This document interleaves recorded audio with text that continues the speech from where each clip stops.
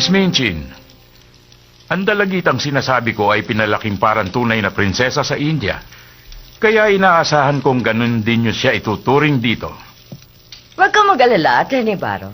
Marami kaming mayamang batang nag-aaral dito at papuri ang tinatanggap namin sa kanilang mga magulang. Wala silang reklamo sa aming eskwelahan at sa aming pagtuturo. Salamat naman kung ganun dahil akong nagrekomenda sa paaralan nyo. At meron pa akong hinihiling bukod sa mga sinabi ko sa inyo nung isang araw. Sige, attorney, kung kaya namin nyo ibigay. Gusto kong gumawa kayo ng garahe ng isang karwahe na eksklusibong gamit lang ng bata. Meron siyang sarili niyang karwahe? Isang karwaheng hinihila ng maliit na kabayo. Kahit na mayamang tao siya sa India, sila ang magulang na nagbigay ng sariling karwahe sa anak na batang babae.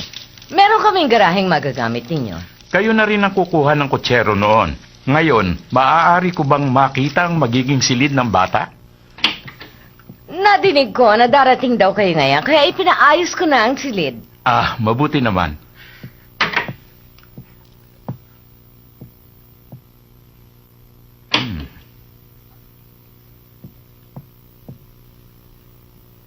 Amelia, ayos na ba ang espesyal na silid? Opo, ayos ng silid. Maaari ko na makita?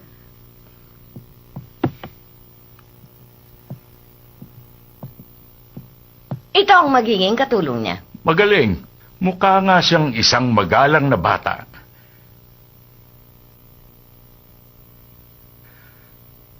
Hindi ko gusto ang kwadrong yan. Baka biglang mahulog yan sa ulo ng bata habang siya'y natutulog. Malaking disgrasya. Alisin yan dyan. Siguro mas bagay kung pipintahan nyo ng may disenyong bulaklak. Amelia. Opo, ate. Papalitan ko mga kwadro ngayon din. At ang kamang ito, parang hindi siya ganun kalambot para matulog dito yung bata, hindi ba? Opo, papalitan ko din po. Amelia! Huwag kayong mag-alala. Ako ang namamahala sa lahat ng kailangan niya at babayaran ko sa inyo ang lahat. Ang ama ng ating prinsesa ay talagang isang milyonaryong tao. Mahal na mahal niya ang kaisa-isa niyang anak. Kaya baliwala sa kanya ang mga gastos. Nasaan na ang batang tuturuan namin at ang kanyang ama? Narito na. 3 araw na sila dito galing India. Kasalukuyan silang nasa Hotel Savoy at nagpapahinga. Hotel Savoy. Rektora, yun po ang tanyag na hotel na tinutulugan ng mga hari. Si Johann Strauss tumutugtog doon at ang kanyang orkestra araw-araw. Mayayaman ang mga taong tumutuloy doon. Alam ko yun.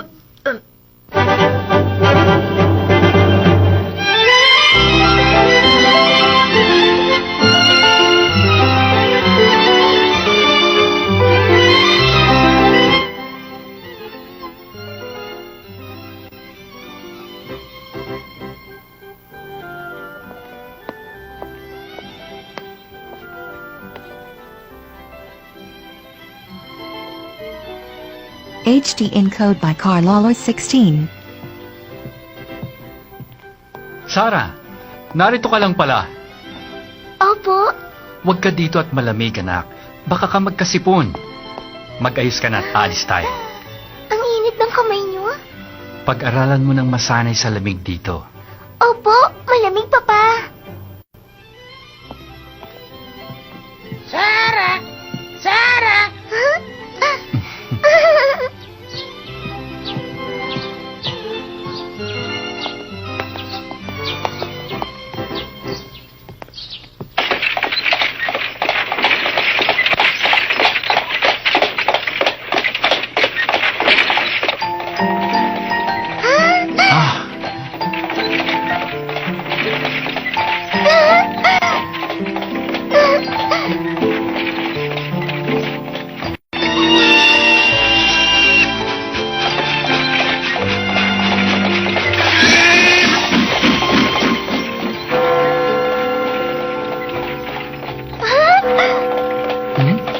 Yun ang tunog ng Big Ben.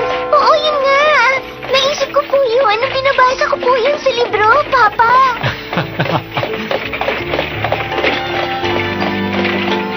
Hindi po ba? Yun ang Westminster Abbey? セイラはロンドンのことはすっかり本で覚えてしまったようだね。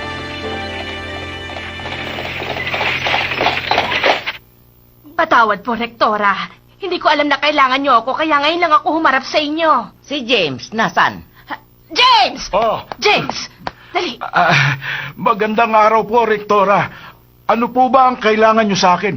Ngayon magkakaroon tayo ng bagong estudyante. Isa siyang mayamang bata. Gusto kong ingatan niyo ang kilos niyo sa kanya. Kailangan ninyo siyang tatuhin parang prinsesa. Pag nasira ang tiyan niya dahil sa niluluto mo, James, sisisantihin ko kayo. Ha?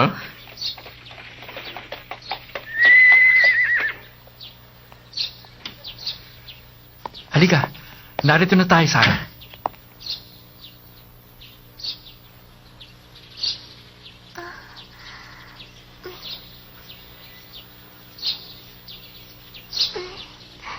Ako na po, Papa. Ako na pong kakato. Sige, anak.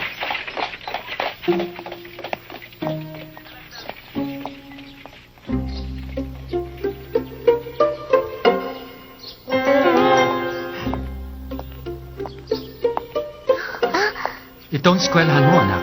Opo.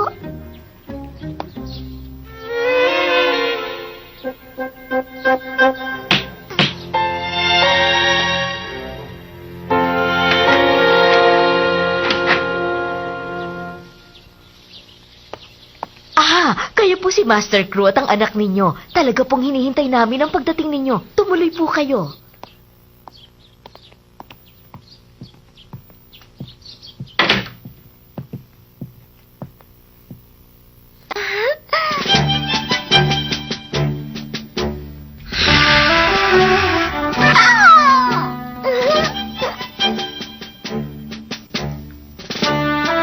Dito po tayo.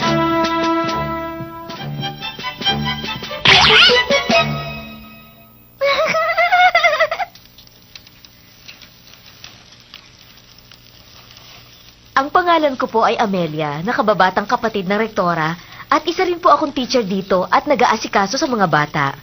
Kumusta ka? Sandali, tatawagin ko na po rektora. Maiwan ko po muna kayo.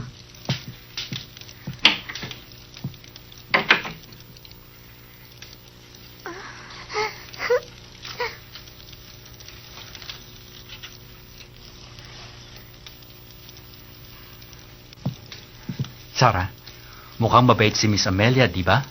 Oo nga po, Papa. Ano po kaya ang itsura ng rektora nila dito? Hindi ko pa rin alam ang itsura niya. Sa palagay ko po, may salamin siya. Oh? At saka, payat na mataas. At siguro din po may kasungitan nito. Ano? Bakit naman ganun? Kasi po, yung private teacher kong si Lady Meredith, ganon. Kaya baka lahat ng magagaling na teacher, ganon ang itsura. Sarah, dapat maging magalang ka palagi, ha? Opo, gagawin ko po.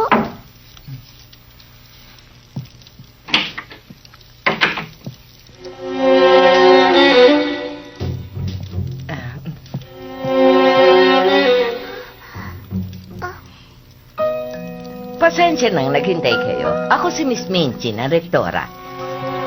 Ako naman po si Leaf Crew. Sarah?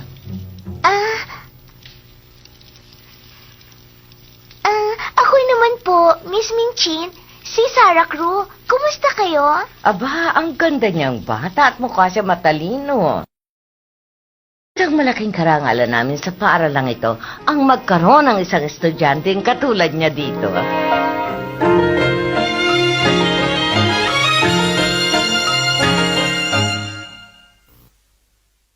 Brought to you by Packboy Anime. Nagpapasalamat po ako sa inyong kabutihan at pagbibigay sa aming mga kahilingan. Wala po yun. Mabuti naman po at dito sa aking paaralan nyo naisipang pag-aralin ng inyong anak. Ang totoo nito, 4 na taong pa lang ang batang ito nang mawala ang kanyang ina. Opo, ganun nga po ang alam ko. Hahanap-hanapin ko ang anak ko. Pero sa palagay ko, mas makabubuti sa kanya ang mag-aral sa pagtuturo ng isang magaling na guro dito sa London. Tama po. Lahat ng magulang ay hangad ang kabutihan ng kanyang anak. Meron din ditong mga bata na galing sa bansang Amerika. Sa aming eksperyensya, tiwala kaming mabibigyan namin ng mga bata ng magandang edukasyon. Narinig mo yon, Sarah? Ha? Opo, nadinig ko po. Tayo na po. Tignan niyo ang mga classroom at silid ni Sarah.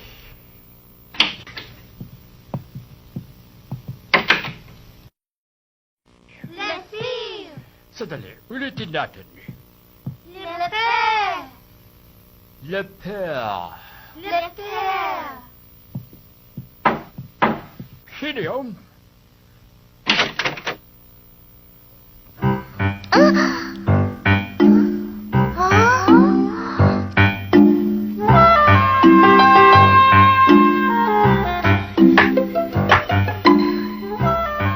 Le Frère.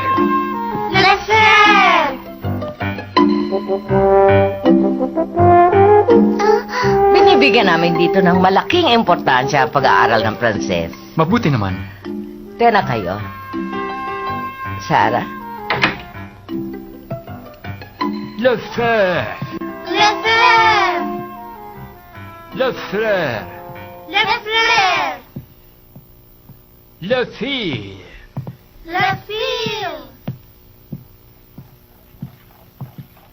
Ito ang mga pribadong silid ng mga estudyante.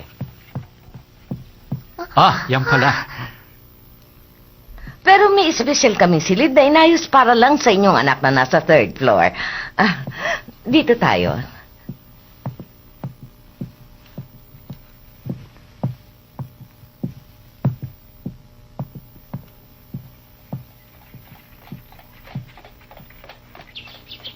Ito naman ang sarili kong silid. At sa likod nito ang sa inyong anak. Dahil sa malapit lang siya, madali ko siyang mapupuntahan. Sarah, tignan natin ang silid mo.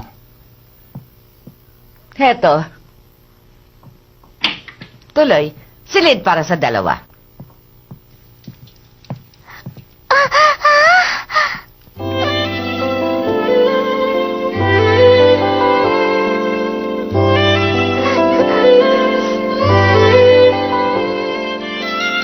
Mr. Groom, meron pa pong isang silid sa likod nito. Dito po tayo. Siya ang katulong ng inyong anak, si Mariette. Ako po si Mariette. Kumusta po kayo? Kumusta ka, Mariette? Sarah? Kumusta ka?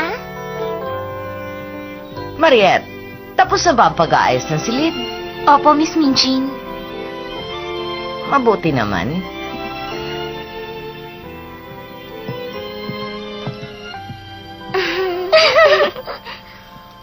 Ayos naman ang mga silid niya, Miss Minchin. Natutuwa ako at nagustuhan ninyo. Pero parang may kulang pa para sa silid ng isang batang babae. Paumanhin. Parang kulang ang kasangkapan sa dami ng dala namin. Mga damit at kasangkapan din. Mainit kasi doon sa India.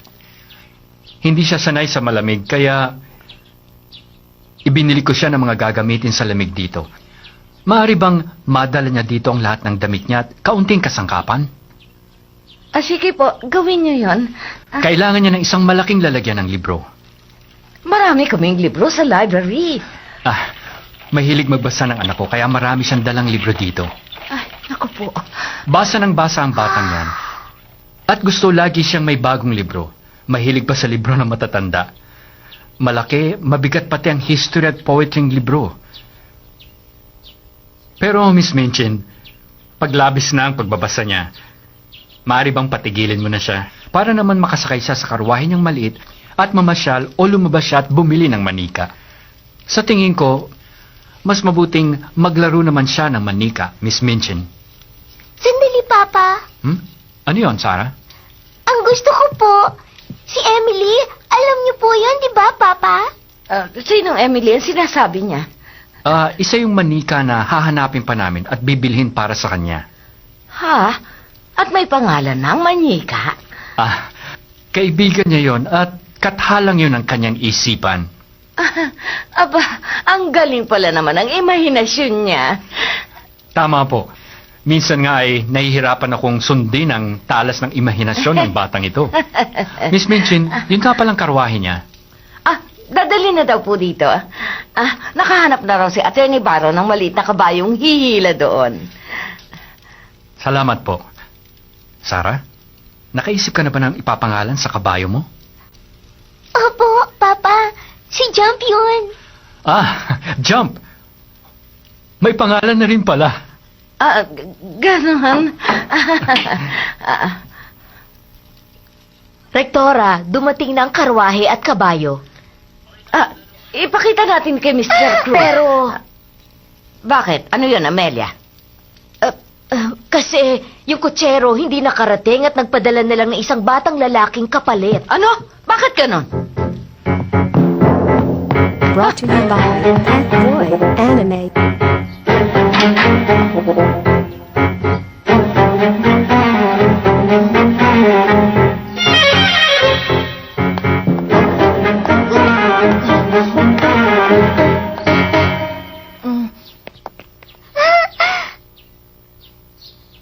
Yun si Jam! Papa! Si Jam nga yan! Bakit ikaw ang narito?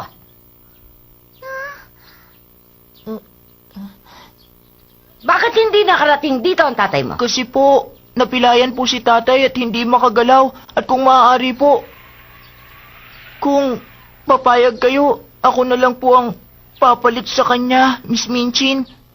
Anong sinabi mo? Sabi po ni tatay, pakiusapan ko raw po kayo eh. Hindi maaari. Iaasan niya sa isang batang tulad mo ang pagmamaneho na isang karwahe. Ang tatay mo ay responsable. Pakiusap po. Kung hindi po ako magtatrabaho, kawawa po sila ng nanay ko. Sige na po. Unang-una, paano kung may mangyari sa dalagitang alaga namin dito? Kaya, umuwi ka na. Hahanap na lang kami ng ibang kutsero.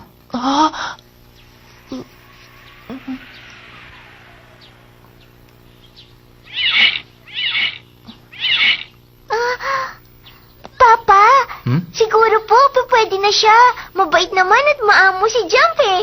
Mr. Crew, mabigat na trabaho sa isang bata ang magpaandar ng isang karwahe. Maraming salamat, Miss Minchin, sa pagmamalasakit ninyo. At kung hindi nyo mamasamain, gusto ko lang makausap ang bata sandali. Sige, kayo nang kumausap at magsabihan niyo ang batang yan. Totoy, ano ba ang iyong pangalan? Ako po si Peter, Ginoo. Peter? Magandang pangalan yan. Peter, tama yung mag-alala si Miss Minchin tungkol sa'yo dahil bata ka pang totoo. Naintindihan mo yon, hindi ba, Peter?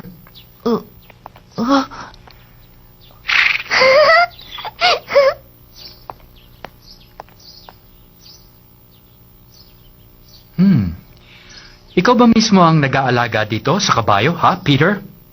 Opo, Kumusta naman ang pagmamaneho mo? matagal na po akong sanay dahil tinuruan ako ni tatay. Papa, siguro magaling siya talaga kasi nadala niya ang karwahe dito eh. Opo, maingat po ako magpaandar.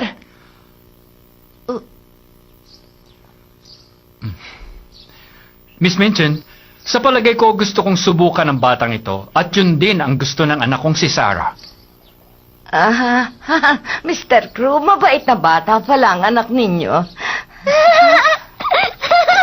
Salamat po, Papa! Salamat po! Miss Minchin, napagbigyan niyo ng lahat ang aming kahilingan. Matiwasay na ako makakabalik sa India bukas. Maraming salamat sa iyong kabutihan. Yay! Pasalamat tayo sa kanila! Magkakasama pa rin tayo!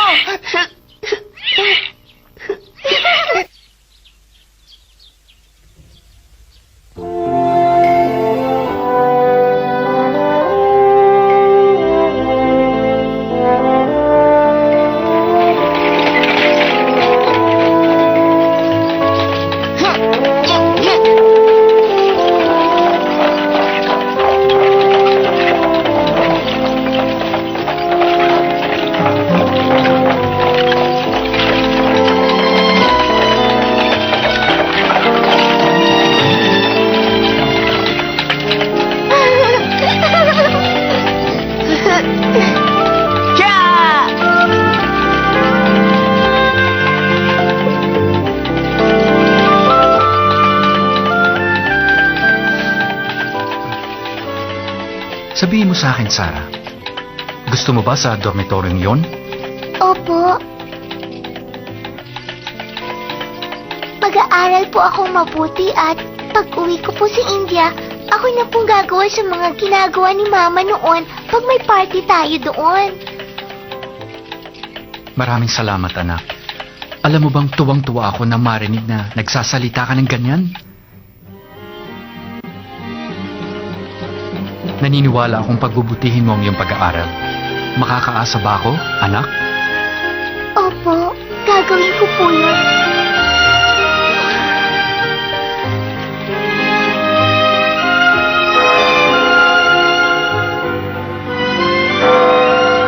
Itinatago niya ang lungkot niya sa pagbabalik ni Papa sa India para mawala ako sa isip niya. Hanggang bukas ko na lang makakasama si Papa.